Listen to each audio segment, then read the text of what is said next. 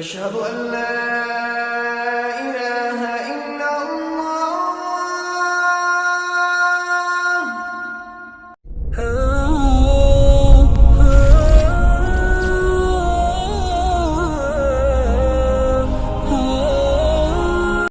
إن الحمد لله نحمده ونستعينه ونستغفره ونؤمن به ونتوكل عليه ونعوذ بالله من شرور أنفسنا ومن سيئات أعمالنا من يهده الله فلا مضل له ومن يضلله فلا هادي له وأشهد أن لا إله إلا الله وحده لا شريك له وأشهد أن محمدا عبده ورسوله صلى الله تعالى عليه وعلى آله وصحبه أجمعين। আল্লাহ সুবহানাহু ওয়া তাআলার মহান দরবারে আমরা শুকরগুজার হচ্ছি, যিনি আমাদেরকে মার্কাজ জামে মসজিদে জুমার সালাত আদায় করার পরে ইলমে দ্বীনের পিপাসা নিয়ে বসার তৌফিক এনায়েত করেছেন, এজন্য বলি আলহামদুলিল্লাহ। জুমার পরে আমাদের দারস আগে থেকেই চালু ছিল। রমজানের কারণে আমরা এই দারস করতে পারি নাই, আরো বিভিন্ন সমস্যা ছিল। এখন থেকে ইনশাআল্লাহ আমাদের যে কিতাবগুলো লেখা হয়েছে এর থেকেই দারস হবে। আজকে আমরা দারস দিচ্ছি তাওহীদের মূল শিক্ষা বইয়ের 95 পৃষ্ঠা থেকে। তাওহীদের শর্তাবলী কি, তাওহীদের কয়টা শর্ত এবং কি কি, প্রশ্নোত্তর আকারে লেখা আছে এখানে। তাওহীদের মোট শর্ত হচ্ছে 7টি। এর মধ্যে প্রথম শর্ত হচ্ছে আল ইলম, জ্ঞান অর্জন করা। তাওহীদ কি জিনিস, এর যদি আপনার জ্ঞান না থাকে তাহলে তাওহীদ কিভাবে গ্রহণ করবেন? এই জন্য প্রথম শর্তই হচ্ছে আল ইলম, তাওহীদের জ্ঞান অর্জন করা।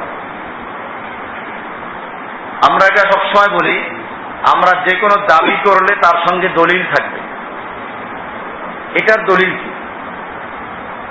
এর দলিল সূরা মুহাম্মদ 47 নম্বর সূরার 19 নম্বর আয়াতে আল্লাহ সুবহানাহু ওয়া তাআলা বলছেন, ফা'লাম আন্নাহু লা ইলাহা ইল্লাল্লাহ।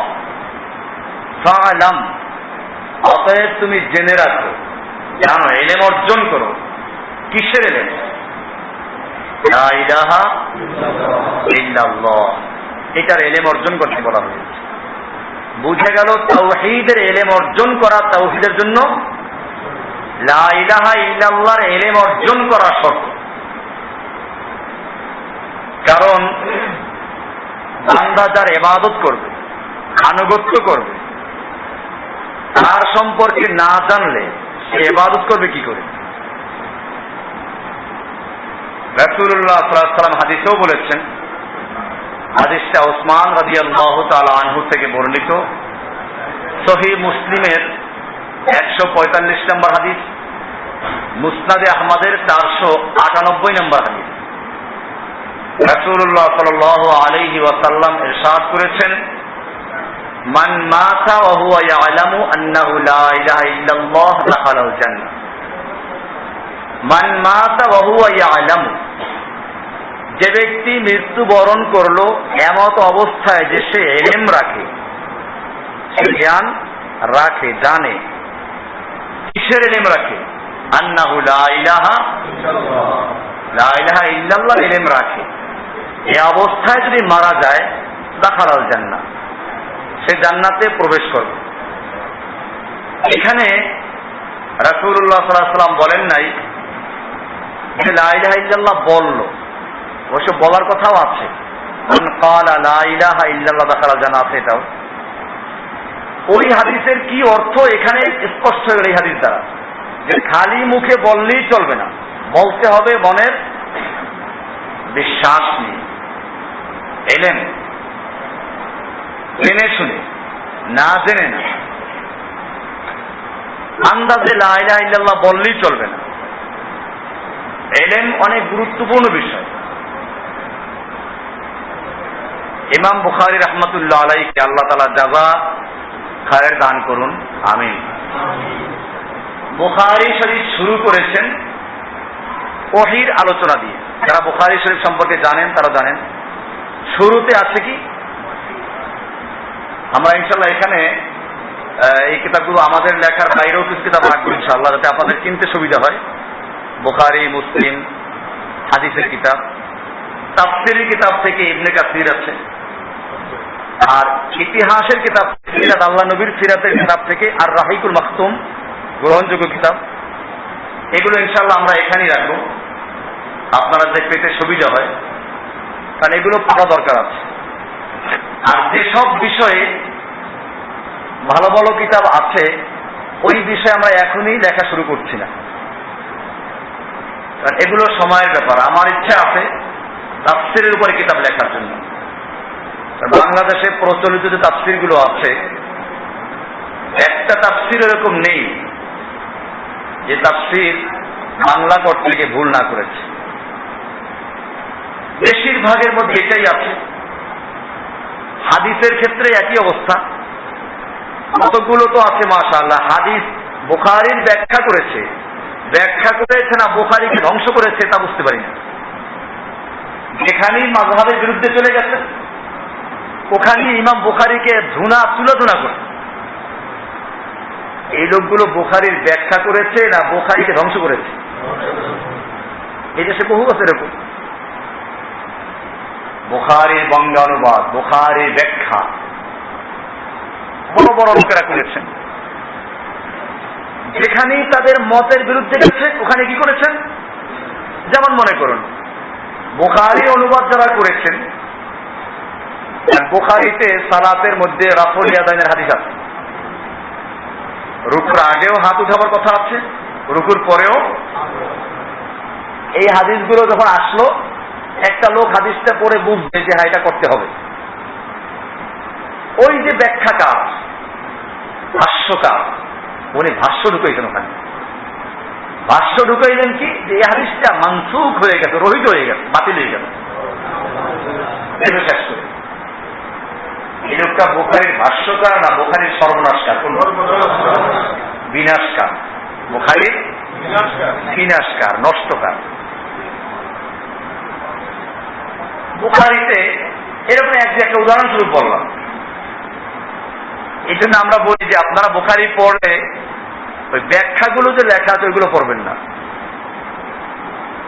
ব্যাখ্যা দিয়ে বুখারীর সর্বনাশ করেছে। বলছিলাম যে বিষয়টা ইমাম বুখারী রাহমাতুল্লাহ আলাইহি বুখারী শুরু করেছেন ওহীর আলোচনা দিয়ে। কি দিয়ে? কারণটা কি? ইসলামের সমস্ত ইলমের মূল উৎস কি? ওহী। ওই সুন্নাহ বলেন, ইজমা বলেন, কিয়াস বলেন, সব থেকে আল্লাহর রাসূলের সুন্নাহ কি ওহীর বিপরীত না ওহীর সমর্থক? আল্লাহর রাসূল সাল্লাল্লাহু আলাইহি ওয়াসাল্লাম ওহীর বিরুদ্ধে কোনো কথা বলেন নাই। সূরা নজমের শুরুর দিকে আয়াত আছে, 4 নম্বর আয়াত, মা ইয়ানতিকু আনিল হাওয়া ইন হুয়া ইল্লা ওয়াহয়ুন ইউহা।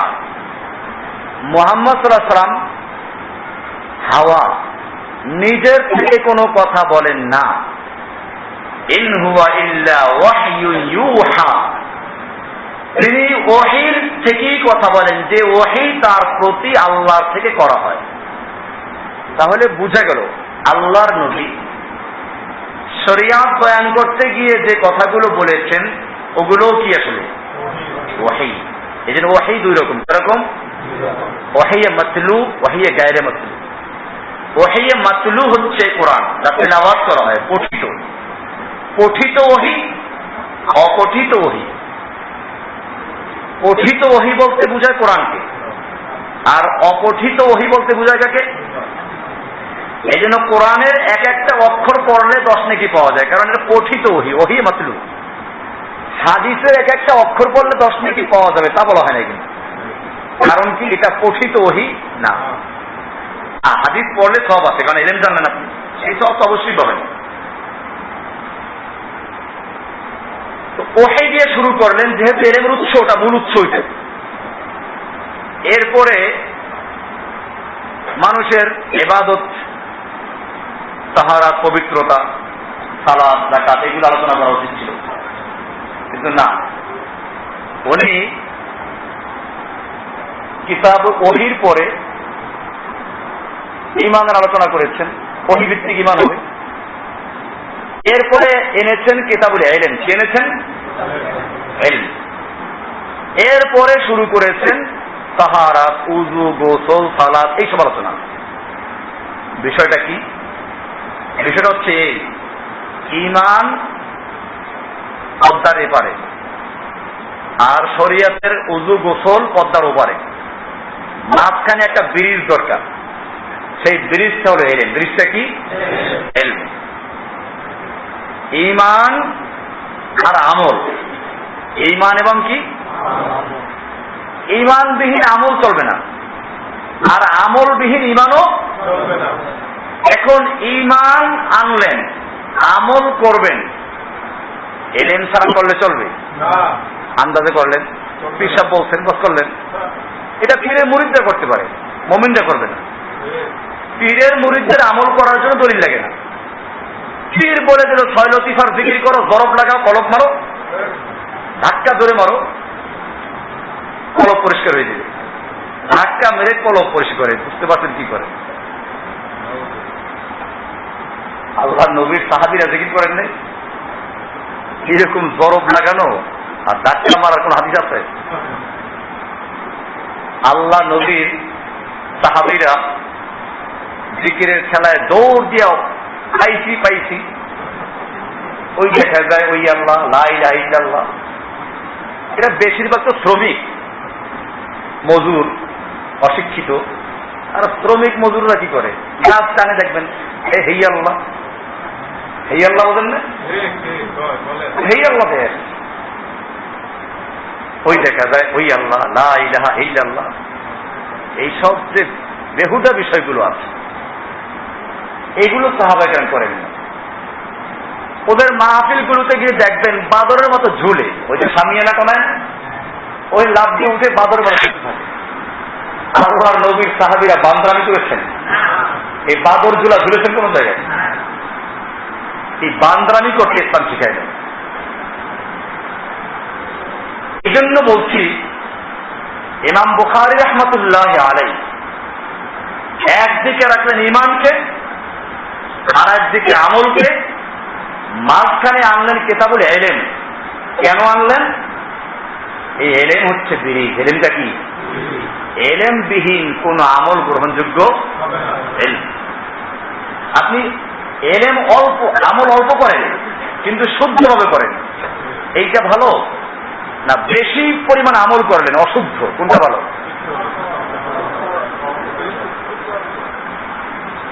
এটাই মনে রাখতে হবে। তাওহীদের প্রথম শর্ত ইলম।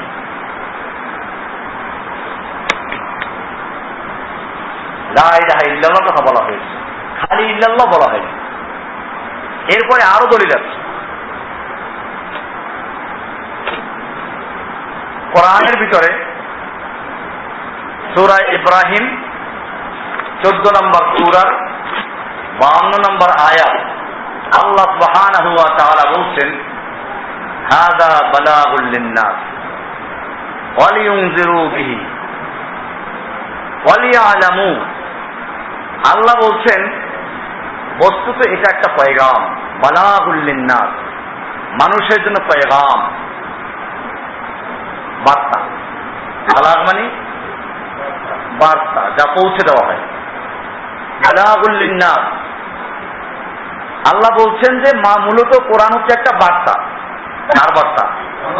বালাগুল লিন-নাস, মানুষের জন্য, বিশ্ব মানবতার জন্য এটা বার্তা। ওয়া লিয়ুনযারু বিহি, আর এটা পাঠানো হয়েছে কি জন্য? এর মাধ্যমে মানুষকে সাবধান করার জন্য, এই কোরআনের মাধ্যমে। এরপরে বলছেন ওয়ালিয়ালামু,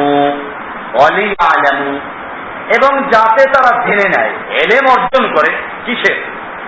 আন্নামা হুয়া ইলাহু ওয়াহিদ, নিশ্চয়ই তিনি এক আল্লাহ। ইলাহ কয়জন? জেনে নেয়। ওয়ালিয়াযাক্কারা উলুল আলবাব, এবং যাতে জ্ঞানী লোকেরা নসিহা অর্জন করতে পারে, বুদ্ধিমান লোকেরা চিন্তা ভাবনা করতে পারে, এই জন্য দেওয়া হয়েছে। এখানে আল্লাহ তাআলা বলছেন ওয়ালিয়ালামু, কি বলেন নাই? ওয়ালিয়াকুলু আন্নামা হুয়া ইলাহু ওয়াহিদ, যাতে বলে, এটা বলেন নাই, বলেছেন কি? ওয়ালিয়ালামু, সূরা ইব্রাহিমের 52 নম্বর আয়াত দেখে নিবেন, চিন্তা করবেন। আল্লাহ বলেন চিন্তা করে, যাতে জ্ঞানী লোকেরা যাতে চিন্তা করে কোরআনকে নিয়ে। আল্লাহ বলেছেন গবেষণা করার জন্য, চিন্তা করার জন্য, এই আয়াতই আছে। আল্লাহ বলছেন ওয়ালিয়াযাক্কারা উলুল আলবাব, যাতে জ্ঞানী লোকেরা এটাকে নিয়ে গবেষণা করে চিন্তা ভাবনা করে। এখানেও আল্লাহ তাআলা বললেন ওয়ালিয়ালামু, যাতে তারা জেনে নেয়। এমনি ভাবে কোরআনের সূরা যুখরুফ 43 নম্বর সূরা 86 নম্বর আয়াত আল্লাহ তাআলা বলছেন মান শাহিদা বিল হাক্কি ওয়া হুম ইয়ালামুন, মান শাহিদা বিল হক, যারা সত্যের সাক্ষ্য দিয়েছে, হকের সাক্ষী দেয়, ওয়া হুম ইয়ালামুন, জেনে শুনে, ইলম রেখে, আন্দাজে না, সাক্ষী দিবে কি? বুঝে শুনে। আন্দাজে সাক্ষী হয় না, এটা আমি বারবার বলে থাকি। সাক্ষী দিতে হলে কি লাগবে? বুঝে শুনে দিতে হবে। না বুঝে সাক্ষী দিলে ওটাকে সাক্ষী বলা হবে না। আমি গত জুমার দাসে বলেছিলাম, বিয়ের খুতবার সময়, কোরআনে স্পষ্ট আছে এই সাক্ষী। আল্লাহ বলছেন কোরআনের সবচেয়ে বড় সাক্ষী, আকবরু শাহাদা, বড় সবচেয়ে বড় সাক্ষ্য কোনটি? বড় সাক্ষ্য কোনটি? লা ইলাহা ইল্লাল্লাহ সাক্ষী বলা।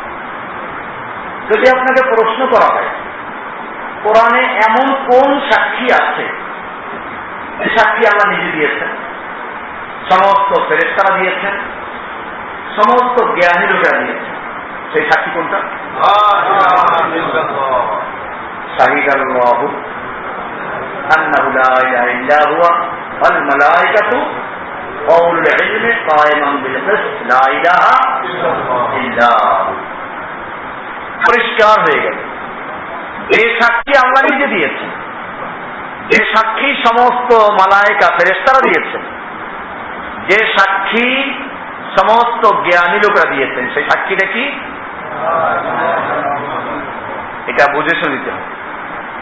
এই কারণেই দেখেন সূরা আল মুনাফিকুন, আলোচনাগুলো সব এখানে দেওয়া আছে, আপনারা তাওহীদের মূল শিক্ষা বইয়ে 95 পৃষ্ঠা থেকে পড়বেন বিষয়গুলো, ওখান থেকে আলোচনা হচ্ছে। মুনাফিকরা, সূরা মুনাফিকুনের প্রথম আয়াত, আল্লাহর নবীর কাছে এসে বলতো আমরা সাক্ষ্য দিচ্ছি আপনি আল্লাহর রাসূল, আমরা সাক্ষ্য দিচ্ছি। ভালো কথা, কিন্তু আল্লাহ তাআলা কি বলছেন?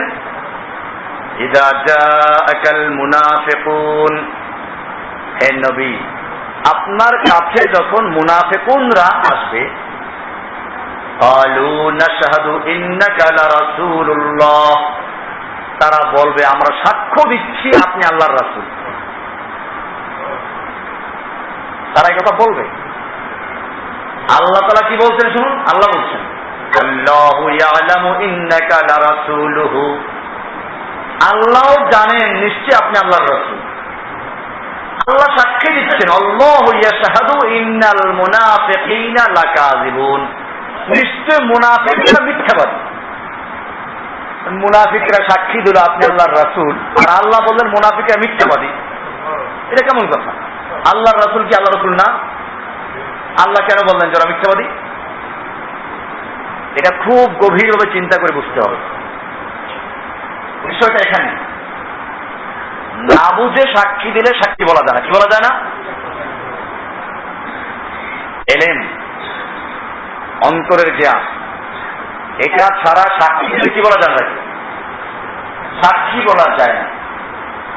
ওরা যেহেতু বলছে আপনি আল্লাহর রসুল, এই কথা সত্য, কিন্তু এটা মনের থেকে বলে নাই, এই জন্য এটাকে সাক্ষী বলা যায় না। তো সাক্ষী বলা যায় না, তারপরে ওরা বলছে কি দিচ্ছি, এইটা মিথ্যা বলছে ওরা। সাক্ষী দিচ্ছি এই কথাটা কি? আর ওই যে বললো আপনি আল্লাহর রসুল, এই কথা কিনা? এই কথা মিথ্যা না। মিথ্যা কোনটা? ওদের এই কথাটাকে শাহাদা, সাক্ষী বলে নাম দিল, এইটা কি বলছে ওরা? মিথ্যা বলেছে। এটা মনে রাখতে হবে। এই জন্য এখানে দেখেন, আরবি গ্রামার যারা বোঝে তারা এটা খুব ভালো করে বুঝতো। আপনারাও পড়বেন, এখন আরবি শিখবেন আর করবেন। দেখে আমাদের একটা ইচ্ছা আছে, ইচ্ছা তো অনেক কিছুই আছে, বয়স্কদের একটা মাদ্রাসা করা, যারা যেখানে কাজকর্ম করেন রাত্রে এসে থাকবেন, থাকা খাওয়া এখানে, টাকা দেবেন খাওয়া, শুই দেখি, হ্যাঁ, থাকা খাওয়া এখানে, চাকরি করবেন। মাগরিব পর থেকে ক্লাস শুরু হবে, রাত 10টা পর্যন্ত ক্লাস হলো। এভাবে যদি আপনারা পড়াশোনার জন্য তৈরি হন, কিন্তু যারা ভর্তি হবেন বুঝে সে ভর্তি 3 দিন পরে পালাইবেন, তখন কিন্তু সব শাস্তি হবে। বুঝে শুনে আগে চিন্তা করবেন, সপ্তাহখানিক চিন্তা করে তারপর ভর্তি হইবেন। এরকম যদি আমরা মোটামুটি দেখি যে হ্যাঁ একটা ক্লাস করার মতো ব্যবস্থা হয়ে গেছে, আমরা ইনশাআল্লাহ চালু করে দেব। তাতে সুবিধার কি, আপনারাও এই আরবি শিখতে পারবেন, কোরআন হাদিস বুঝতে পারবেন। আর যাদের সেরকম সুযোগ নাই তারা ছেলেদেরকে ভর্তি করাবেন। এলেম অর্জন করা জরুরি। এইটা বলতেছিলাম, যেখানে আরবি যারা জানে তারা বুঝবে। ওই কুফাররা এখানে সাক্ষী দিতে গিয়ে আরবি ভাষা অনুযায়ী তাকিদ বলে, মানে গুরুত্ব বোঝানো, 3টা গুরুত্বপূর্ণ শব্দ ব্যবহার করেছে। একটা হলো ক্বালু নাশহাদু ইন্নাকা, ইন্না, ইন্নাটা আরবি ভাষা নিশ্চয়ই, নিশ্চিত করার জন্য, এটা একটা শব্দ। আর একটা শব্দ আছে লা রাসূলুল্লাহ, মানে রাসূলুল্লাহ, যে লা, লা যদি টান হয় লা, তার অর্থ না। আর যে টান ছাড়া লা, তার অর্থ নিশ্চয়ই। অর্থ কি? ইসলামের মুরিদরা জিকির করে লা ইলাহা ইল্লাল্লাহ। কি জিকির করে? লা ইলাহা ইল্লাল্লাহ মানে অবশ্যই আল্লাহ ছাড়া আল্লাহ আছে। লা টান দিলে অর্থ হয় না, লা ইলাহা, কোন ইলাহ নাই, লা নাই, ইলাহ মানে মাবুদ, কোন মাবুদ নাই, ইল্লা তবে আছেন কে? আল্লাহ। এখন এইখানে লা টান না দিয়া বলি কি লা ইলাহা ইল্লাল্লাহ, লা ইলাহা ইল্লাল্লাহ, লা ইলাহা বলে রাখো, লা ইলাহা অর্থ কি? আর লা ইলাহা যদি বলে টান ছাড়া, তাহলে অবশ্যই আল্লাহ আছে, আল্লাহ ছাড়া। লা ইলাহা ইল্লাল্লাহ, অবশ্যই অবশ্যই আল্লাহ আছে, আল্লাহ ছাড়া। লা মানে কি? নিশ্চয়ই। আরে লা মানে না। আরে কি বুঝাচ্ছে বোঝেন নাই? এখন তো বোঝেন নাই, খুব খেয়াল করে শুনবেন। লা যদি টান থাকে, লা মানে জবর লা, এই লার অর্থ কি? না, নাই। আর যদি লার সাথে আলিফ না থাকে, শুধু লাম জবর লা, তার অর্থ কি? অবশ্যই। বুঝে আসছে এটা? লা ইলাহা টান দিয়ে পড়তে হবে, টান ছাড়া বললে চলবে। লা ইলাহা ইল্লাল্লাহ, লা ইলাহা ইল্লাল্লাহ, ঠিক আছে না? লা ইলাহা ইল্লাল্লাহ, লা ইলাহা ইল্লাল্লাহ কি অর্থ? অবশ্যই আল্লাহ আছে, আল্লাহ ছাড়া। লা ইলাহা মানে অবশ্যই আল্লাহ আছে, ইল্লাল্লাহ মানে আল্লাহ ছাড়া, আল্লাহ ছাড়া অবশ্যই আল্লাহ আছে। কি বলা হচ্ছে এখানে? দেখবেন যে ইন্নাকা লা রাসূলুল্লাহ, লা একটা লা টান ছাড়া, মানে অবশ্যই আপনি আল্লাহর রাসূল, লা ব্যবহার করছে। দুইটা হলো।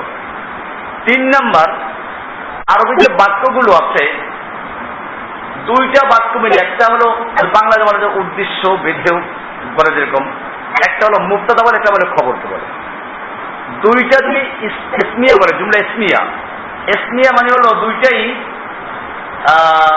কি আছে, বিশেষ্য জাতীয়, এরকম যদি হয় তো ওইটাকে বলে জুমলা ইসমিয়া। আরবি গ্রামার অনুযায়ী ইন্নাকাও জুমলা ইসমিয়া, লা রাসূলুল্লাহ ইসমিয়া। তার মানে এটা আরেকটা তাকিদ। কয়টা হলো? তিনটে হচ্ছে। একটা হচ্ছে ইন্না, ইন্না শব্দটা, আর একটা লাম, লামে তাকিদ, লা রাসূলুল্লাহ। আর একটা হলো দুইটাই জুমলায় ইসমিয়া। তিনটা হলো। ওরা তিনটা তাকিদ দিয়ে বুঝাইল কি যে আপনি অবশ্যই আল্লাহর রাসূল।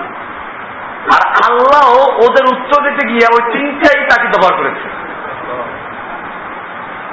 আল্লাহু ইয়াশহাদু, আল্লাহ সাক্ষী দিচ্ছেন, ইন্নাল মুনাফিকিনা লাকাযিবুন, নিশ্চয় মুনাফিকরা অবশ্যই মিথ্যাবাদী। নিশ্চয় মুনাফিকরা অবশ্যই মিথ্যাবাদী। কয়টা হলো? সামনে দেখেন, এখানেও ইন্নাল মুনাফিকিনা লাকাযিবুন, ইন্না আছে শুরু, নিশ্চয়ই। এরপরে আছে আল মুনাফিকিনা জুমলা ইসমিয়া, আর লাকাযিবুনটা হয়েছেন এই হিসেবে জুমলা ইসমিয়া। মুবতাদা এবং খবর দুটোই যদি এসএম হয় তো জুমলা ইসমিয়া হয়ে যায়। এটা একটা তাকিদ। আর ওই যে কাযিবুনের শুরুতে কি আছে? লাকাযিবুন। কি আছে? লাকাযিবুন। এখানে লাম টান দিবেন না, খবরদার, টান দিলে অর্থ উল্টে যাবে। লাকাযিবুন, অবশ্যই মিথ্যাবাদী। লামে তাকিদ আসছে এখানে। কয়টা আসছে এখানে? তিনটা। ওরা তিনটা তাকিদ দিয়ে বলল, আমরা অবশ্যই সাক্ষী দিচ্ছি নিশ্চয়ই আপনি আল্লাহর রাসূল। আর আল্লাহ বললেন, আল্লাহ সাক্ষী দিচ্ছেন নিশ্চয়ই ওরা মিথ্যাবাদী। কেন মিথ্যাবাদী? তাদের কথাটা মিথ্যা না। মিথ্যা কোন জায়গায়?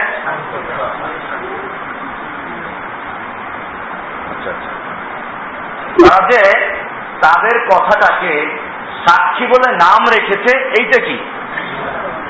এইটা মিথ্যা। বিষয়টা ক্লিয়ার হলো? আপনি আল্লাহর রাসূল এই কথা বলেছে, এটা মিথ্যা না। মিথ্যা কোনটা? এই কথাটাকে তারা শাহাদা বলে নাম রেখেছে, এটা কি? কারণ শাহাদা হয় কোত্থেকে? অন্তরের বিশ্বাস, এলেন নেই, এইটা ছিল না। তো এটা হলো তাওহীদের প্রথম শর্ত। কয়টা শর্ত আছে মোট এরকম? আমরা প্রথম শর্ত আলোচনা করলাম, আল ইলম, আল ইলম অর্জন করা। কিসের ইলম? তাওহীদের ইলম। আল্লাহ সুবহানাহু ওয়া তাআলা আমাদের সকলকে তাওহীদের ইলম অর্জন করার তৌফিক দান করুন। প্রশ্ন আছে কার কার? আগে হাত উঠাবেন। আচ্ছা, আপনার দাঁড়াই যান, ঝামেলা হয়ে যায়। সামনে চলে আসেন। যে কজন হাত তুলেছেন সামনে চলে আসেন। কারণ প্রশ্ন থেকে প্রশ্ন তৈরি হবে, কারণ অনেকের মনে প্রশ্ন আসবে, আর এইগুলো শেষ হবে না। একজনে একটা। আপনার কাছে ইম্পর্টেন্ট যেটা সবচেয়ে গুরুত্বপূর্ণ ওইটা করবেন না, চিন্তা করা যাবে না।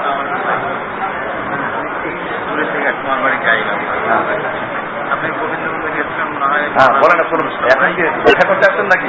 একটু বসেন। যারা দূরের থেকে আসেন দেখা করবেন, এই প্রশ্নোত্তরের পরে দেখা করবেন।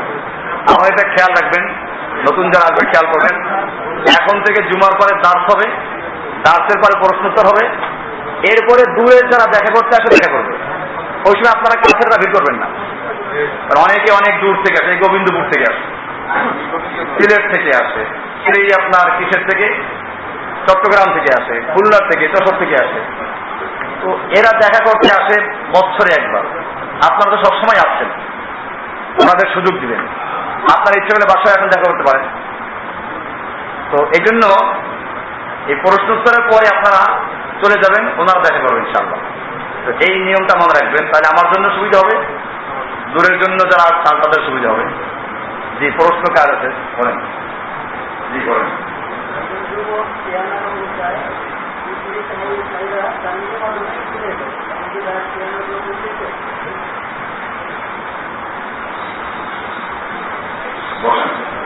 সিয়াম অবস্থায় যদি কোনো ব্যক্তি স্ত্রী সহবাস করে, তাহলে সেক্ষেত্রে কাফারা দিতে হবে। অর্থাৎ সিয়াম তো ভাঙবেই, পালন ভাঙবে, কাজা কাফারা দুটোই খরচ হবে।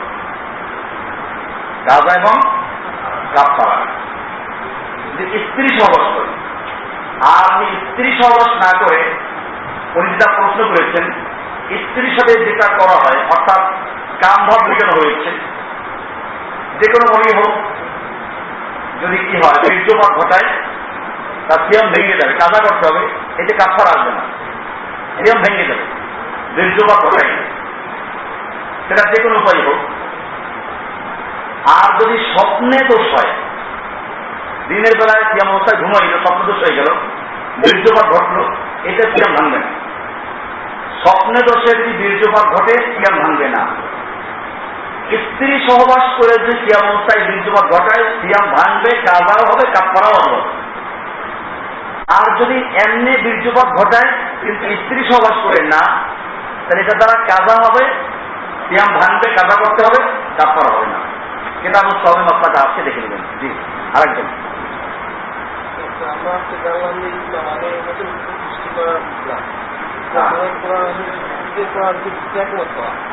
কিন্তু এগুলো আমাদেরকে পাবলিক থেকে টাকা কালেকশন করে নির্ধারণ করা, এটা তো জমানো ছিল না, আমাদের জমানো তো বাকি মানুষ। আচ্ছা, একটা বিষয় হচ্ছে যে ইজমা মানে হচ্ছে, এতক্ষণ আলোচনা হয়েছে তোমার আগে, যে কোরআন সুন্নাহ যে মাসআলাগুলো বর্ণিত আছে, এই মাসআলাগুলো দুই রকম। এরকম কিছু মাসআলা এরকম যেগুলো সমস্ত উম্মার কাছে একমত গ্রহণ করেছে, এগুলো ইজমা। আর যেগুলো ইখতিলাফ হয়েছে, ওগুলো মুখতালাফি, একমত বিরোধপূর্ণ মাসআলা। এটা আলোচনার মধ্যে পরিষ্কার হয়ে গেছে। একবার প্রশ্ন করলেন, তাহলে এই যে বর্তমান মসজিদের ইমামদেরকে এই বেতন দেওয়া হয়, এরকম ভাবে মুয়াজ্জিনকে বেতন দেওয়া হয়, এগুলো তো কোরআন হাদিসে নাই, ইজমার দ্বারা করা হয়েছে। আমার আলোচনাতেও আছে, দেখার মধ্যে বোধহয় আছে কোনো জায়গায়, সম্ভবত মরণ আগে পরে মরণ একেবারে এই বইটার মধ্যে দেওয়া আছে। ওই যে কোরআন খতম করার বিনা পয়সা নেওয়া, এটা হারাম, ওই মাসটা দেখতে গিয়ে এটা বোধহয় ক্লিয়ার করা হয়েছে ওখানে। এটা ওখানে উত্তর দেওয়া আছে, কিন্তু এর প্রশ্ন হচ্ছে এটা ইজমা দ্বারা কি করে জায়েজ করা হয়? হ্যাঁ, ভালো কথা, এটা ইজমা দ্বারা জায়েজ করা হয় না, এটাও কোরআন সুন্নাহে আছে। আল্লাহর রাসূল সাল্লাল্লাহু আলাইহি ওয়াসাল্লাম খেলাফত তথা ইসলামী রাষ্ট্র গঠন করার পরে রাষ্ট্রীয় কাজে যাদেরকে নিয়োগ করতেন, এদেরকে বেতন বাইতুল মাল থেকে দিতেন, বেতন বাইতুল মাল থেকে দিতেন। কিন্তু খেলাফত ব্যবস্থা ধ্বংস হয়ে যাওয়ার পরে এখন কি নাই? বাইতুল মাল নাই। অপরদিকে যদি এই খেদমতগুলো যারা আঞ্জাম দিচ্ছে তাদেরকে কোনো ব্যবস্থা না করা হয়, তাহলে এই কাজগুলো ধ্বংস হয়ে যাবে। সেজন্য ওই বাইতুল মালের কায়েম মোকাম, বাইতুল মাল হিসেবেই এখন কি করা হয়, মুসল্লিদের পক্ষ থেকে তারা তুলে ইমামকে দেওয়ার মতো ব্যবস্থা করে দেয়। এটা আসলে এক ধরনের বাইতুল মাল। খেলাফত ব্যবস্থা না থাকা অবস্থায় এটা মুসলিমরা, তাদের দায়িত্ব হচ্ছে ইমামকে ব্যবস্থা করে দেওয়া, এটা করা হচ্ছে। এরপরেও যদি এরকম ইমাম পাওয়া যায়, মুয়াজ্জিন পাওয়া যায়, তাদের কোনো দরকার নাই যে আমরা এখান থেকে আমি এখানে মার্কাজ করাবো, এখান থেকে বেতন নিচ্ছি না, যেভাবে হোক আল্লাহর উপর ভরসা করে চলছি। তো এখন এরকম যদি হয়, আমাদের এখানে ইমাম মুয়াজ্জিন কারো কোনো কি নাই, বেতন নাই, যারা মাদ্রাসায় পড়াচ্ছে তাদেরকে দেওয়া হচ্ছে, কারণ তারা এখানে কাজ অন্য কাজকর্ম করত, এটা ভিন্ন বিষয়। অর্থাৎ তালিমের জন্য বা ইমামতি মুয়াজ্জিনের জন্য আগে এটা বাইতুল মালের থেকে দেওয়া হতো, এখনো মুসলিমরা কি করবে, বাইতুল মাল থেকেই দিবে। অবশ্য আমরা যেটা এখানে করছি, আমাদের তো আপনারা হয়তো জানেন যে আমাদের একটা বাইতুল মাল ছোট বড় দেশ আছে, তো বাইতুল মালের পক্ষ থেকে আমরা একটু ব্যবস্থা করে থাকি। তো সেই হিসাবে এই প্রশ্ন আমাদের এখানের জন্য প্রযোজ্য না, যদিও অন্য জায়গার জন্য প্রযোজ্য। তারপর আমরা বলবো যে বিষয়টা ইজমা হয়েছে, এটাও কোরআন সুন্নাহ ভিত্তিক, নতুন কিছু না। বাইতুল মাল থেকে আগে দেওয়া হতো, এখন যদি বাইতুল মাল নেই সেজন্য দেওয়া হচ্ছে, কাজে এটা ইজমার দ্বারা জায়েজ করা যেমন কোনো মতলব না। জি, হ্যাঁ, জি,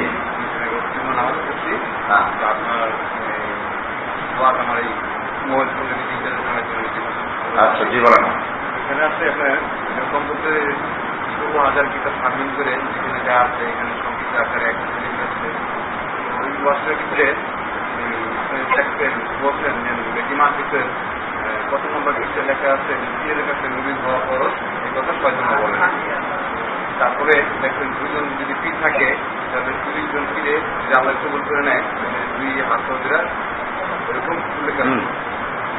এই কথা এই কথা ব্যবহার করতে পারি।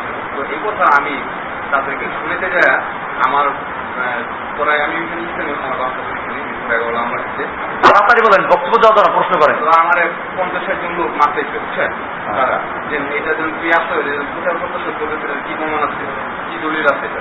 আমি বললাম প্রমাণ আছে যে বলছে যে ওয়াজ করতে তার লোকেশন আছে চলেন তার কাছে যাই, এটা প্রমাণ দেখাতে না পারলে তখন যা মনে চায় আপনারা ওটা বিচার করে না। তো তোরা বলতেছে যে প্রমাণ না থাকলে দলিল না থাকলে এটা প্রচারের দরকার নেই, এটা কেটে লাগবে।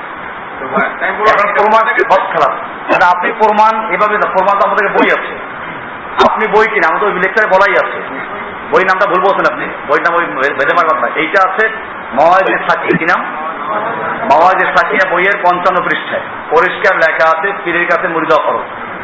এরপরে ওই পৃষ্ঠার নিচে লেখা আছে কারো যদি 2 জন পীর হয় উভয় পীর আল্লাহ মাফ করেন, दो पीर दो दाना पकड़ के भेस्ट में ले जाएगा कोई हरज नहीं, তোমার 2 পীরে 2 জানা ধরে भेस्टेর কোনো অসুবিধা নেই। আপনি বাংলা বাজার যান, ওদের লাইব্রেরি আছে, ওদের লাইব্রেরি বইগুলো কিনে তারপরে ওদেরকে দেখাই দেন, তারপরে না মানে তাদের কি হবে আর ইনশাল্লাহ নিশ্চিত মানবে না, ওরা দেখাইলে তখন বুঝতে হবে।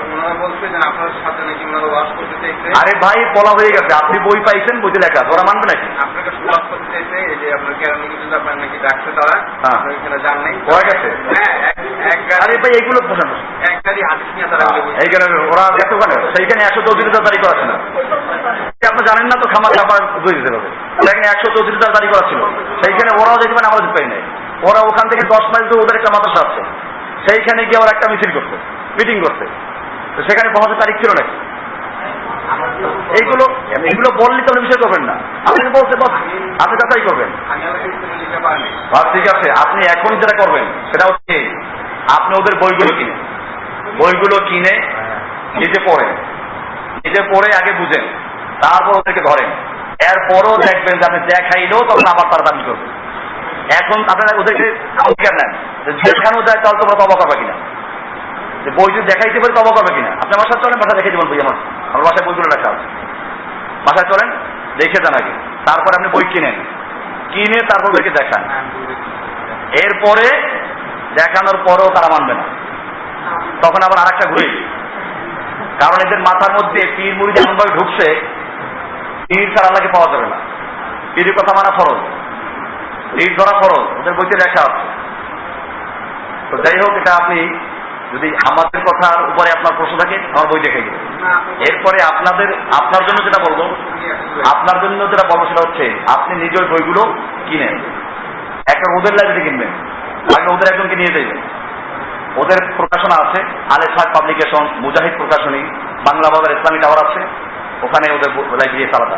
যে কোনো লোককে জিজ্ঞেস করে চরমনায় লাইব্রেরি কোনটা, ওখানে সব বই পাওয়া যায়, খালি 1-2 না। মরহুম পীরের 27 খান বই পাই না। আচ্ছা, আমাকে কোনো দরকার নাই, ওনাদের বই আমি যা বলি ওনাদের বইতে আছে কিনা, থাকলে বিশ্বাস এইখানে যারা আছে প্রায় সবার কাছে এই বইগুলো আছে। আচ্ছা, বই আছে, দেখাই দেবেন, ঠিক আছে ইনশাল্লাহ, আপনার বই দেখে নেবেন ইনশাল্লাহ। জি, আপনাকে হাত তুলছিলেন আগে বলেন। এই কবরের উত্তর আমি কয়দিন দেবো, ডেলি এই প্রশ্ন আসে। হ্যাঁ, আপনি কি আজকে আছেন আগে আসছেন? আচ্ছা বলেন। মসজিদের ভিতরে কবর থাকলে নামাজ পড়া যাবে না, বাইরে যদি থাকে বা বাইরে থাকে আলাদা দেওয়া থাকে তার পড়া যাবে, অসুবিধা নেই। বলেন, এগুলো বিস্তারিত উত্তর দেওয়া আছে, আপনার জানেন ওখান থেকে।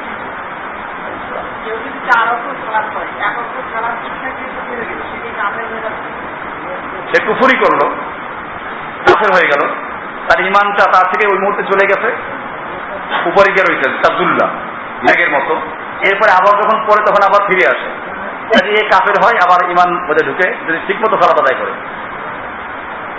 এটা মুনাফিকদের সালাত। বিশ্বাস করি ও জানি যে সকলভাবে মারা গেছে, কিন্তু একজন আমার প্রশ্ন করবো, নবী যখন মেরাজে গেছেন তখন বাইতুল মুকাদ্দাসে সবাই নামাজ পড়তেন, তারপরে এই প্রথম আকাশে দ্বিতীয় আকাশে বিভিন্ন নবীদের সাথে আচ্ছা, নবীরা মৃত্যু না জীবিত, এটা এই কথা বলতে দিনকে আমি সঠিক পথ বলতে আসছে নবী মৃত্যু, সব নবীরাই মৃত্যুবরণ করেছেন। এরপরে একটা জিনিস খেয়াল রাখতে, আমাদের কথা এটাও বলা আছে শহীদরা জীবিত, নবীরা জীবিত, তার অর্থ কি হায়াত এবং জীবিতকে হায়াতে না, আমরা যেরকম জীবিত এইরকম জীবিত না, ভিন্ন জগতের জীবিত। আমরা তো মানি কোরআনই আছে শহীদরা জীবিত, সেই জীবিত কি আমাদের মতো জীবিত? তাহলে কবর দিই কেন? নবীরা জীবিত, তাহলে নবীকে কবর দিলে কি জন্য? কি বেইনসাফ উম্মত, নবী জীবিত কবর দিতে থাকে। কোরআনে স্পষ্ট আছে, এটা আমার লেখারে বহুবার আছে, বইটা দেওয়া আছে, ইন্নাকা মাইয়িতুন ওয়া ইন্নাহুম মাইয়িতুন। আপনিও মৃত্যুবরণকারী আর ওরাও মৃত্যুবরণকারী, আপনিও মৃত্যুবরণকারী, মৃত্যুবরণ করবেন। এরপরে কোরআনের আরেক আয়াত, ওমা মুহাম্মাদুন ইল্লা রাসূল, মুহাম্মদ সাল্লাল্লাহু আলাইহি ওয়াসাল্লাম তো একমাত্র রাসূল, তিনি একমাত্র রাসূল, রাসূল ছাড়া কিছু না, আল্লাহ নন, ফেরেশতা নন।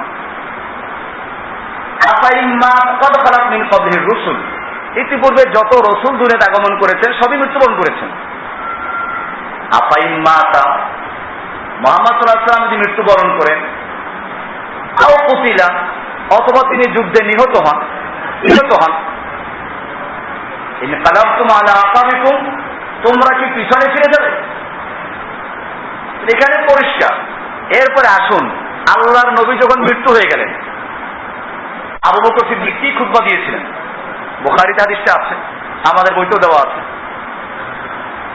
এই বইগুলো পড়বেন আপনারা, এই বইগুলো লেখা হয়েছে আপনাদের জন্য, যাতে করে আপনারা দালিল ভিত্তিক মুখস্থ করে তারপর লড়তে পারেন। এই সমাজে সবই আন্দাজে করে।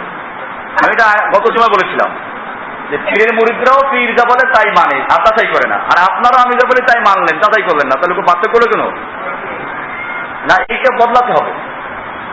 আমি যেটা বলি ওইটা আপনারা দলিল ভিত্তিক মুখস্থ করবেন, নিজে নোট করবেন, জসিম সাহেবের রেফারেন্স দিবেন না, লেকচার শুনবেন না, আমার কণ্ঠ শুনবেন না, শুনলে ওটাকে আগুন লাগে। আপনারা দলিল মুখস্থ, ওদের বই কিনবেন, বই কিনে দেখাইবেন যে তোমাদের বইতে লেখা আছে, এই নিজে পড়েছি আমি, হ্যাঁ, এইখানে লেখা আছে পীরের কাছে মরিদ হওয়া ফরজ, ফরজ বিধান দেওয়ার মালিক তো আল্লাহ, পীর কিভাবে দিল এটা? হ্যাঁ, আপনি দেখান মাওয়াজে সাকিয়ার 55 পৃষ্ঠার লাস্টে দেওয়া আছে, কারো 2 পীর থেকে 2 পীরে 2 জানাজার বেশ নিয়ে যাবে, কোনো অসুবিধা নাই। বই খুলে দেখাইলে তার আমার কথা হবে না, তখন ওদের উপরে প্রশ্ন ওদের বই থেকে, তখন ওরা দেখবেন কি পেশায়। না, বই আমাদের না, এটা বলতে পারবে না, কারণ ওদের লাইব্রেরিতে কিনবেন তো, এটা বলে না ওরা, তখন আবার অন্য পেশ লাগায়, তোমরা বুঝবা না, এটা বুঝবা না, এটা মারেফাতের ভেদ, এইগুলো সবাই বুঝে না, তখন এইসব বুঝবে না, এইসব বুঝতে পারে। যুগে যুগে ফিতনাবাজ যারা, খণ্ড যারা তো এটাই বলেছে, এটা বুঝবা না। তো যাই হোক, যে বিষয়টা বলছিলাম, আল্লাহর রাসূল মৃত্যুবরণ করেছে। এখন হলো যে মেরাজে কেমন একাত্র হলো, আমরা যেটা বলি যে তাদের জীবন আছে, দুনিয়ায় যেরকম আমরা জীবিত এইরকম জীবিত না, মৃত্যু আল্লাহ বলেছেন। এরপরে তারা জীবিত অর্থ কি? এরা বারজাখী জীবনের জীবিত, ভিন্ন জীবিত। আকীদার কিতাবে লেখা আছে হায়াতুহুম লাইসা কাহায়াতিনা, তারা ওইখানে যে জীবিত, ওই জীবনটা আমাদের এই দেখে এই দুনিয়ার জীবনের মতো না, ওইখানে যে জীবিত আছে সেই হিসেবে তারা একাত্র হয়েছেন। আসমানে তারা কথা বলেছেন, আপনিও করেন এরকম, স্বপ্নে আপনার দেহটা এখানে পড়ে আছে, ঘুমাইতেছেন, আপনি আপনার বন্ধুর সাথে মোবারক জানাচ্ছেন, কত ঘোরাফেরা বেড়াচ্ছেন, কেমনে ঘুরলেন আপনি? এটা বুঝে আসে নাই? সেরকম হচ্ছে, এটা ওইখানের জন্য প্রযোজ্য মানুষের। এই জন্য বইগুলো পড়বেন, আমি বারবার যে কথা বলছি, মরণের আগে পরে যে বইটা আছে ওখানে এই শিক্ষাটা উত্তর দেওয়া আছে যে মানুষের এই দুনিয়ার জীবনে আনন্দ ফুর্তি ভোগ বিলাস যাই হোক, এটা সরাসরি ভোগ করে কি, মানে আপনার দেহ অনুভব করে, ইন্দ্রিয় অনুভব করে, ইন্দ্রিয়। কবরের জীবন যেটা বারজাখী জীবন, মৃত্যুর পর থেকে হাসরে আগ পর্যন্ত, এই সময় রুহুর উপরে সবকিছু ডাইরেক্ট, দেহ আক্রান্ত জরুরি না। আর কবরের পরে হাসরের পরে যেটা হবে, এটা আবার পুরা দেহ এবং রুহু দুইটার উপরই প্রযোজ্য হবে। দুনিয়াতে সরাসরি রুহুর দেহের উপরে প্রযোজ্য, রুহু আক্রান্ত হতে পারে না হতে পারে। কবরে সরাসরি রুহে আক্রান্ত, দেহ আক্রান্ত হতে পারে না হতে পারে। আর হাসরের পরে দেহ এবং রুহ দুইটাই সরাসরি আক্রান্ত হবে। বিষয়টা ক্লিয়ার? কাজে আল্লাহ নবী মেরাজে গেলেন, মেরাজে যাওয়ার সময় নবীরা স্বাগত জানাইলেন, বাইতুল মুকাদ্দাসে একাত্র হলেন, এগুলো সবগুলো দুনিয়ার হিসেবে না আখিরাতের হিসেবে? খালাস। জি, তারপরে ওয়ালাইকুম আসসালাম। আপনি কি হাত তুলেছিলেন? প্রশ্ন থেকে প্রশ্ন করতেছেন, এটা হবে না। এটা নিয়ে আপনি উত্তর দেবো না। হ্যাঁ, জি।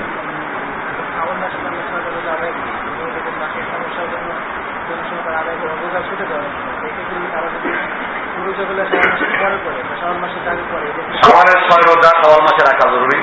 হাদিসে এটা খাস করা আছে। লাগাতার রাখতে পারে, ভিন্ন ভিন্ন রাখতে পারে, কিন্তু মেয়ে লোকের মাসিক ঋতুস্রাবের কারণে রমজানের কিয়াম ছুটে গেলে তারা এটা ইচ্ছে করে পরে কাজা করতে পারে। ওটার জন্য তো সওয়াল মাসে রাখা জরুরি না।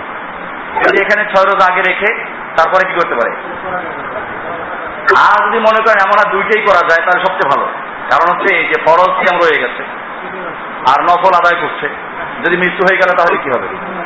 তো সেই জন্য সবচেয়ে উত্তম হলো এই সওয়ালের 6 রোজা এটা রাখবে ফরজের নিয়ত করে। কি নিয়ত করে? ফরজের নিয়ত করে রাখবে। যদি সে ওই আলাদা 6টা রাখতে বলে রাখলো, না রাখলে এই 6টার মধ্যেই 6 রোজা সব হয়ে গেল। ফরজটা আদায় হয়ে গেল আগে, ফরজের নিয়ত করে রাখবে। যেহেতু সওয়াল মাসে সে রাখছে, আল্লাহর নিয়তে এভাবে রাখবে যে আল্লাহ যদি আমি আলাদাভাবে 6 রোজা রাখার সুযোগ পেয়ে রাখবো, না হইলে এই 6টাই ফরজের সাথে তুমি এটা সব দিয়ে দিও। নিয়ত আলাদা সব দিতে পারেন। ইন্নামাল আমালু বিন্নিয়াত, বহু বচন। আমল এক আমলে বহু নিয়ত করা যায়, সেভাবে হতে পারে।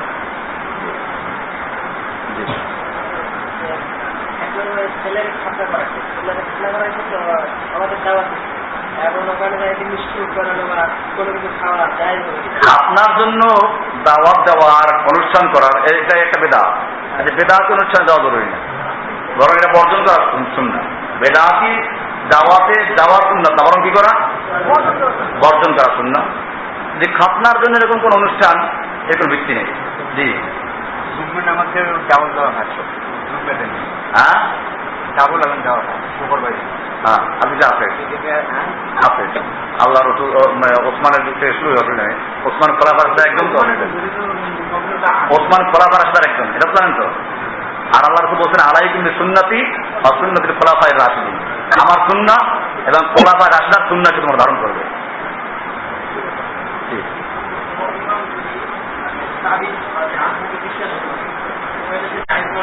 খুব জায়গা আছে, যদি একসাথে মিলেন না। হ্যাঁ হ্যাঁ, আল্লাহ রসুল বলেছেন ফাকাদ আশরাকা, সে শিরিক করলো। আর শিরিক করলে তার জন্য সালাত কেমন আদায় করবেন আমি জানি না।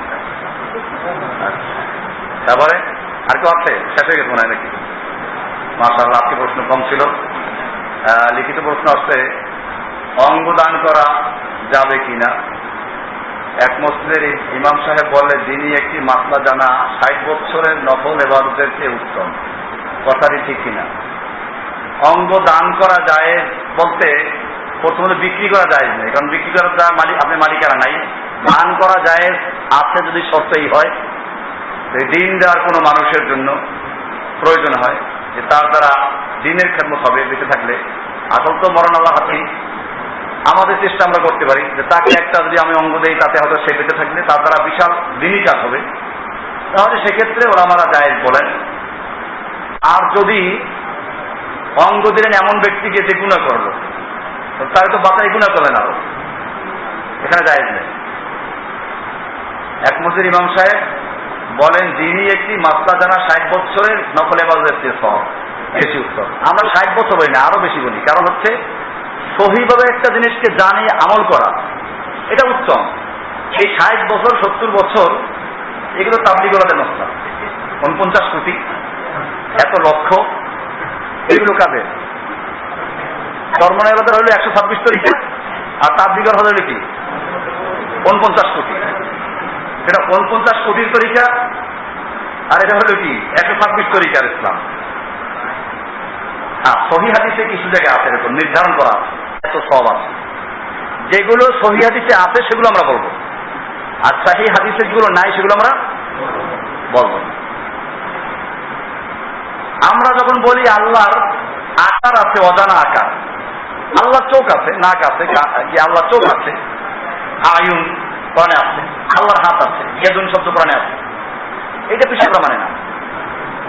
আবার পীরদের বই দেখবেন, চরমাই পীরের বই দেখবেন, দেখা আছে এক পাগলায় আল্লাহ তোমার পাইলে চুল আসলাই দিতাম। আল্লাহর চুল কোরআন হাদিসে আছে কোথাও? যেটা নাই সেটা প্রমাণ করতে পারে, আর যেটা আছে এটা মানে না। এটা উল্টো পাল্টা করবি। আল্লাহর চোখ আছে, আমরা বলি আল্লাহর চোখ আছে, কোরআনে জানলাম, মানলাম, পদ্ধতি জানি না, কেমন চোখ আমরা জানি না। আল্লাহর আকার আছে, অজানা আকার। কি আকার? অজানা, আমরা জানি না আল্লাহর আকার কেমন। ওরা বলেন আল্লাহ নিরাকার, আল্লাহর আকার নাই, নিরাকার। এই নিরাকার বলে কি করতে লাগাই? নিরাকার তখন আল্লাহ করুন, আল্লাহ তার সবকিছু মিশে আছে। মিশ্র কিরকম? এখানে দুইটা মতবাদ আছে, একটা ইবনে আরাবির মতবাদ, একটা হলো মনসুর হাল্লাজের মতবাদ। মনসুর হাল্লাজ বলে চিনি আর পানি দুইটা ভিন্ন জিনিস, দুইটা কি মিলাইলে পরে একাকার হয়ে যায়। মিলাইলে পরে কি হয়ে যায়? আল্লাহর ওলিরা আল্লাহর সঙ্গে এরকম একাকার হয়ে যায়। তার মানে আগে ভিন্ন ছিল, পরে কি হয়ে যায়? এটার নাম হুলুল। এটার নাম কি? হুলুল, অবতার, হিন্দুরা যেটা বলে। সুফিদের শাইখে আকবর, বড় শাইখ, বড় পীর, কেডা? আরে আব্দুল কাদের জিলানীকে ওরা এই দেশে মানুষে বলে, ওদের কিতাবে শাইখ আকবর আর একজন। মানে আব্দুল কাদের জিলানী হলো এক শাইখ আকবর, ওদের কিতাবি ইলমি লাইনে আর এক শাইখ আকবর আছে, সেটা হলো মহিউদ্দিন ইবনে আরাবি। কি নাম? মহিউদ্দিন ইবনে আরাবি। এটা ওদের আলেমরা জানে, এটা বাংলাদেশে জানে না। এই মহিউদ্দিন ইবনে আরাবি হলো আরেক দাজ্জাল। সে হলো বলল যে আল্লাহ এবং বান্দা কোন সময়ই ভিন্ন ছিল না, এক আগের থেকে একাকার। মানে চিনি আর পানি না, আগের থেকে সাগরের লবণ পানি।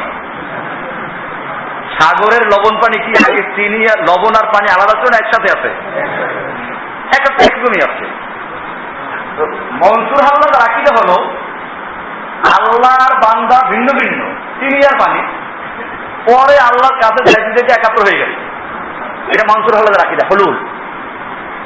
চরমনাই পীর বলে না, এই দেশে যতটুকু সবাই একই আকীদা, কারণ এর মধ্যে বইতে আকীদা আছে, প্রত্যেকটা বইতে আছে। মনসুর হাল্লাদের ওয়াজ না হইলে কি হয় না এদের, আমাদের এই বইতে এই বইতে অ্যাডভান্স দেওয়া আছে। এই যে তাওহীদের মূল শিক্ষা এর মধ্যে একজন লেখা আছে, ওদের রেফারেন্স বই দেওয়া আছে। ইবনে আরাবি বলল যে না, আল্লাহর বান্দা কখনো ভিন্ন ছিলই না, শুরু থেকেই একাকার। এইটার নাম ওয়াহদাতুল ওজুদ। কি নাম? ওয়াহদাতুল ওজুদ, এক অস্তিত্ব, ভিন্ন কোন অস্তিত্ব নাই, সর্ব ঈশ্বর, সবকিছুই ঈশ্বর। আমরা বলি সবকিছু ঈশ্বরের, আল্লাহ, আর বলে সবকিছুই ঈশ্বর। বিষয়টা ক্লিয়ার হলো? হিন্দুরা এটাই বলে, হিন্দুরা বলে সবকিছুর মধ্যে ভগবান মিশে আছে। ওই জন্যই তো সুফিদের বই আছে, তাজকিরাতুর রশিদ। কি নাম? চরমনাই পীরের পীর কেডা? উজানির কারি ইব্রাহিম। উজানির কারি ইব্রাহিমের পীর কেডা জানেন? আর রশিদ আহমদ গঙ্গুহি। এই রশিদ আহমদ গঙ্গুহি ওনার বাড়ি আমি গেছি, দেওবন্দে পড়াশোনা করেছি। গঙ্গুহি হিসাবে ওই ওয়াজ সংকলন একটা বই আছে, তাজকিরাতুর রশিদ। কি নাম? ওইখানে লেখা আছে, ও সময় একটা পীর ছিল, কি জানি হাফেজ, কি নামটা যেন,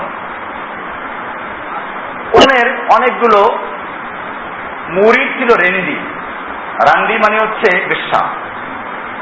তো পীর সাহেব বেশ্যা পাড়ায় গেছে। পীর সাহেবরা তো ইস্ক করে, বলেন না? ইস্ক না করলে তো কি হয় না। তো ওইখানে গেছে, বেশ্যা পাড়ায় পীর গেছে। চিন্তা করতে পারেন, আপনি বেশ্যা পাড়ায় হাঁটতে পারবেন? লজ্জা লাগবে না? বেশ্যা পাড়ায় বাদ দেন। আমরা তো যেসব জায়গায় এই যে গান বাজনার ক্যাসেট বিক্রি করে দোকানে, ওই সব জায়গায় যে হাতে মধ্যে লজ্জা লাগে। আর পীর বেশ্যাপাড়ায় চলে গেছে। তো বেশ্যাপাড়ায় গেলে পর সব ওনার বেশ্যা মুরিদরা সব এসে গেছে। ওর মধ্যে একটা বেশ্যা ছিল খুব সুন্দরী, সেই বেশ্যা আসে নাই, বেশ্যা আসে নাই। পীরের তো নজর সুন্দরীর দিকে, কালাগুলোর দিকে নজর পড়ে না। পীর বলতেছে ও ফলানি কেউ দেখি আই, অমুক বেশ্যা আসলো না কেন? তো ওরা বললো যে হাম বহুত সমঝায় উনকো আনে কে লিয়ে ও নেহি আই, তাকে আমরা বহু চেষ্টা করেছি আনার জন্য, সে আসে নাই। সে বললো মাই সিয়াহ রো, আমার এই চেহারা কালো, মানে কালো বলতে খারাপ কাজ করি, কিভাবে বিশ্বাসের সামনে যাব? তো বিশ্বাস বললো যে না, উনকো বলাও। তো 5-7টা চলে গেছে, গিয়ে তা ধরে নিয়ে আসে। তো বিশ্বাস বলো তুমি আসো নাই কেন? দেখো আমি খারাপ কাজ করি, আমার লজ্জা লাগে আপনার সামনে আসতে, আমি তো গুনাহগার মানুষ, পাপী মানুষ। পীর বলল কি শরম কি কি আবাদ, এতে লজ্জা কি আছে? চিন্তা করছেন। এরপরে মারাত্মক কথা, করনে ওয়ালি और कराने वाली कौन है? তো वही है। দোষের কি আছে? যে করায় আর যে করে তো একজনই। চিন্তা করছেন একজনই কেমন হইল? মানে ওদের বিশ্বাস হলো এই যে করায় আল্লাহ, আর যে করে ওর মধ্যেও তো আল্লাহ, ওই আল্লাহ আল্লাহ করছে। এই কথা বলার পরে দেখেন ওই বেশ্যা হইলেও হয়তো আল্লাহ মাফ করতে পারে, কারণ বেশ্যা এগুলো গুনাহ মনে করছে। এরপরে ওই বেশ্যা বলল কি এটা বলছে, ওখানে বইতে লেখা আছে, বলছে কিনা জানি না, বইতে লেখা আছে। এরপরে বললো ऐसे पीर के मुंह पर मैं पेशाब करने के लिए भी तैयार नहीं हूं। এইবারে সে চলে গেছে। এইরকম পীরের মুখে আমি পেশাব করতেও রাখি না। তার মানে ওর ঠিক লাগছে, এই যে করানেওয়ালি তো ওই হয় আল্লাহ। পীরদের আকিদা ওই বেশ্যার আকিদার চেয়েও খারাপ। বইয়ের নাম কি বললাম? তাজকিরাতুর রশিদ, রশিদ আহমদ গঙ্গুহির ওয়াজ সংকলন। ওনার এক ছাত্র লিখেছে। যেমন চরমনাই পীরদের ওয়াজ সংকলন আছে, ফজলুল করিম মারা গেছেন, ওনার ওয়াজের সংকলনের মাওয়াইদ কারিমিয়া আমার বাসায় স্থিত দেওয়া আছে সবগুলো। এই জন্য কেউ যদি দেখতে আসে ওগুলো দরকার নেই, আপনারা দেখে যাবেন, আপনাদের সন্দেহ মুক্ত হওয়ার জন্য। ওদের খতাম আল্লাহ ওয়ালা করবে, ওদের অন্তরে আল্লাহ মোহর লাগিয়ে দিয়েছেন। ওরা আপনি যতই চেষ্টা করেন কাজ হবে না, ইল্লামান হাফেজাহুল্লাহ। তবে আল্লাহ যদি কারো তাক দিয়ে হিদায়াত লিখে রাখেন, সে ফিরে আসবে। অনেক ফিরে এসেছে আলহামদুলিল্লাহ, জন্মাদের অনেক মুরিদরা আলহামদুলিল্লাহ ফিরে এসেছে, যাদের ভাগ্যে আল্লাহ তারা হিদায়াত লিখে রেখেছেন, ফিরে এসেছে, এরা আসবে। এদের বেশ্যা এগুলোই বেশি এদের মানায়। চরমনায় ফিরে বলতে আছে বেশ্যার কাহিনী, নাই খুলে এখানে ওই যে মারেফাত শিখাইতেছে, আশিক মাস বই দেখে লেখা আছে। তো যাই হোক, বেশ্যা 1000 টাকা দিয়ে পাঠিয়ে দিয়েছে কোথায়? বেশ্যাখানায়, জেনা করে যায়। চরমনায় ফিরে বলতে আছে, আশিক মাস বলতে আছে। তো যাই হোক, এই বিষয়গুলো কোথেকে আসলাম, কি উত্তর দিচ্ছিলাম যেন? আল্লাহ যে কি আছে বলবে, আরে প্রশ্নটা ছিল কি? ও কাগজে লেখা ছিল বলে। আচ্ছা যাই হোক, বিষয়টা আমি বলছিলাম যেটা সেটা হচ্ছে যে ওয়াহদাতুল উজুদ, এরকম হলুল, এগুলো শিরকি আকীদা। আল্লাহ কোথায় আছে সেটা মানে না এরা। অথচ কোরআনে আছে আর রহমান আলাল আরশে ইস্তাওয়া। আর রহমান আল্লাহ কোথায় আছেন পরিষ্কার, আমরা এটা মানি। কেমনে আছেন তা জানি না, জানার অধিকার আমাদের নাই, যেহেতু ওই আকল আমাদের নাই, জ্ঞান নেই, ওই পর্যন্ত জ্ঞান নাই, পরিষ্কার। আল্লাহ তারা প্রথম আকাশে অবতরণ করেন, আমরা জানি। কেমনে অবতরণ করেন জানি না। ঈমান রাখা ফরজ, সুয়াল করা যায় না। বিষয়টা ক্লিয়ার? এখন আল্লাহর রাসূল সাল্লাল্লাহু আলাইহি ওয়াসাল্লাম মেরাজে আল্লাহকে দেখলেন কিনা, এটা একজন প্রশ্ন করেছে। আচ্ছা, এটা উত্তর দেওয়ার আগে আমি বলি, আল্লাহ যদি উপরে না থাকতেন আরো সে গেলেন কি জন্য? এই প্রশ্ন আসে কি জন্য? বলে তুমি সব জায়গায় বিরাজমান, নিরাকার, সর্বত্র বিরাজমান, সবকিছু মিশিয়ে আছে। তো সবকিছুর মধ্যে মিশিয়ে আছে, নবী মেরাজে গেলেন কোথায়? কারে খুঁজতে গেলেন? চিন্তা করছেন কোন সময়? এত একের পর এক আসমান ভেদ করে কোথায় চলে গেছেন? চলে গেলেন সিদরাতুল মুনতাহা পর্যন্ত সৈয়াদিস পাওয়া যায়, এরপরে সৈয়াদিস পাওয়া যায় না। আরশ পর্যন্ত গেছেন না, কোথায় গেছেন? আপনার দলিল নেই, দলিল কোন পর্যন্ত আছে?